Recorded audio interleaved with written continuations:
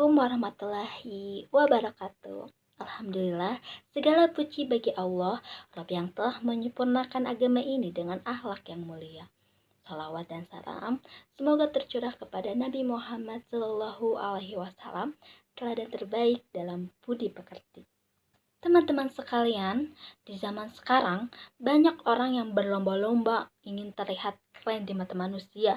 Ada yang ingin terlihat kaya, terlihat cantik, terlihat sukses. Padahal ukuran mulia menurut manusia itu sering berubah. Tapi ada satu hal nilai yang tidak pernah berubah sejak dulu sampai hari kiamat nanti, yaitu akhlakul karimah, akhlak yang mulia. Akhlak adalah kemuliaan yang tidak memerlukan filter kamera, tidak butuh pencitraan, dan tidak perlu dipamerkan. Akhlak adalah cermin iman seseorang dan bukti kecintaan Allah kepada hambanya. Rasulullah Shallallahu Alaihi Wasallam pernah bersabda, sesungguhnya orang yang paling aku cintai di antara kalian semua dan paling dekat tempat duduknya denganku di hari kiamat adalah yang paling baik akhlaknya. Hadis riwayat Tirmizi.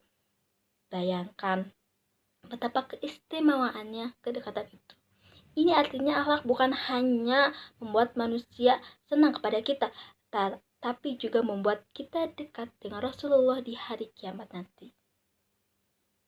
Nah, sekarang apa saja sih akhlak mulia yang harus kita bangun sebagai generasi muda?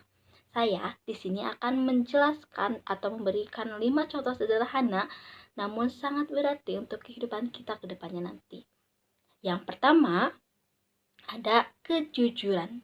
Kejujuran itu berat, tapi itulah yang membuat seseorang muslim berbeda. Jujur bukan hanya soal berkata benar, tapi berani menjaga integritas walaupun tidak ada yang melihatnya. Yang kedua ada menjaga pandangan dan hati. Di zaman sekarang udahnya banyak sekali dari mulai media sosial sampai lingkungan, tapi Allah tidak melihat kesempurnaan kita di saat itu.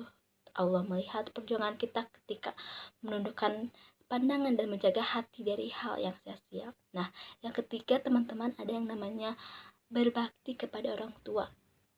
Teman-teman, barokah hidup itu letaknya di orang tua. Ketika orang tua ridho, maka Allah pun ridho. Maka berbaktilah kepada mereka selagi mereka ada.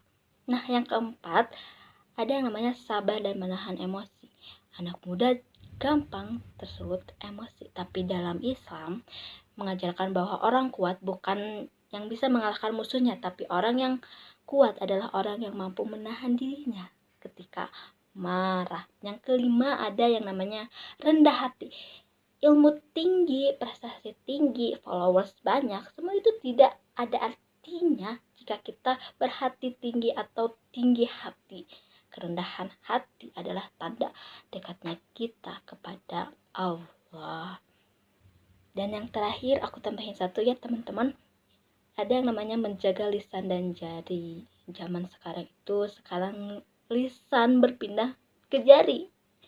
Jadi jari kita tuh gampang berkomentar di media sosial, yang dimana satu komentar pedas bisa melukai hati manusia lain. Begitupun sebaliknya, kalau satu komentar baik itu bisa mendamaikan.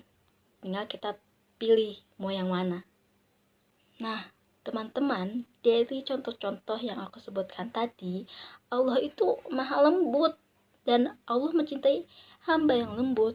Jika kita memperbaiki akhlak, maka yang kita dapatkan adalah hati jadi lebih tenang, urusan dipermudah, teman bertambah, rezeki dilapangkan, hingga hidup terasa lebih ringan. Kadang kita sibuk cari kebahagiaan dengan cara yang sulit, padahal kadang jawabannya sederhana, perbaiki akhlak. Mari kita sama-sama memperbaiki akhlak secara perlahan. Tidak harus langsung sempurna, cukup lakukan sedikit kebaikan hari ini yang tidak kita lakukan kemarin. Jadilah pemuda yang bukan hanya cerdas, tapi juga berakhlak. Bukan hanya berprestasi, tapi juga lembut hatinya. Bukan hanya dikenal manusia, tapi dicintai oleh Allah. Semoga Allah memberikan kita kekuatan untuk memiliki akhlakul karimah seperti yang dimiliki Rasulullah Shallallahu Alaihi Wasallam. Wassalamualaikum warahmatullahi wabarakatuh.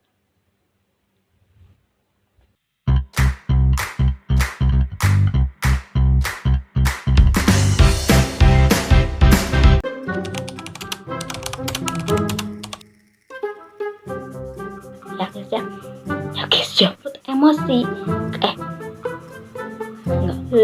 lisan berpindah enggak ding ya bener